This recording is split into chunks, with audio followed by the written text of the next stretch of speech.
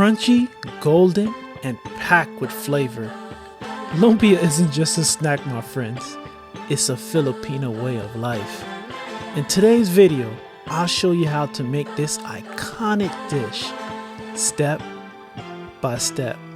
Now let's go.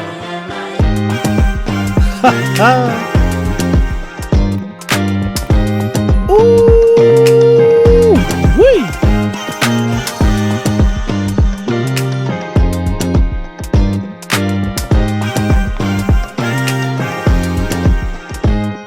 Alright, somebody recommended Silver Swan instead of Datu Puti, and wow, it's a total game changer. We'll be using it in today's lumpia recipe. Now let's talk about the veggies and aromatics. This is where you can add your personal touch.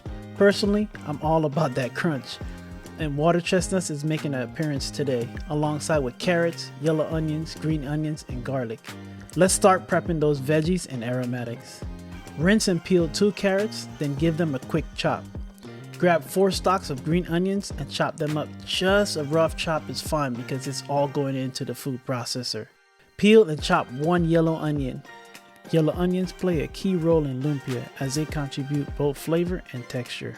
Smash and peel 6 cloves of garlic. Now it's time to fire up that food processor. Toss in your carrots, green onions, yellow onions, garlic, and lastly, throw in 8 ounces of water chestnuts. Pulse everything until finely chopped, but don't overdo it. We want texture, not baby food, just saying. Lumpia fillings are super versatile. You can use ground pork, beef, turkey, chicken, shrimp, or even mix them up. It's all about making it your own. That said, the classic pork and shrimp combo is where it's at. Let's start by grounding 1 pound of clean and fresh shrimp in the food processor. You want a fine texture that blends seamlessly with other ingredients in the filling. In a large bowl, toss in 2 pounds of ground pork, your grounded shrimp, the veggie mixture, half a cup of soy sauce, a 1/4 cup of oyster sauce, 1 tablespoon of toasted sesame oil. Here's a secret weapon for this recipe: palm sugar.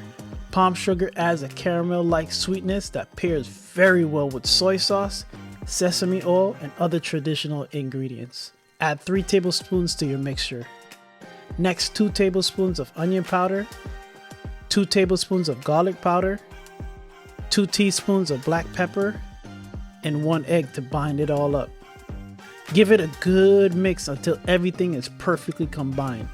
Try not to overmix, but make sure everything is well incorporated. Then, let it chill in the fridge for about an hour. Trust me, the resting time is where the real flavor transformation happens. While the filling chills, let's prep the wrappers. As you can see, I'm using spring roll wrappers. You can find these in your local Asian market. Once they're soft, open the package and stack them neatly with a little space between each sheet. This will make the rolling process much easier. Pro tip, use a piping bag. It's quick, easy, and way less messy. Fill it with your mixture, then pipe about a 1/2 inch wide line across the top of the wrappers. Roll it up tightly and seal it with a quick mixture of water and flour. This works very well to prevent it from coming apart during frying. Make sure you repeat the same process for the rest of your lumpia. This is a perfect time to get friends and family involved.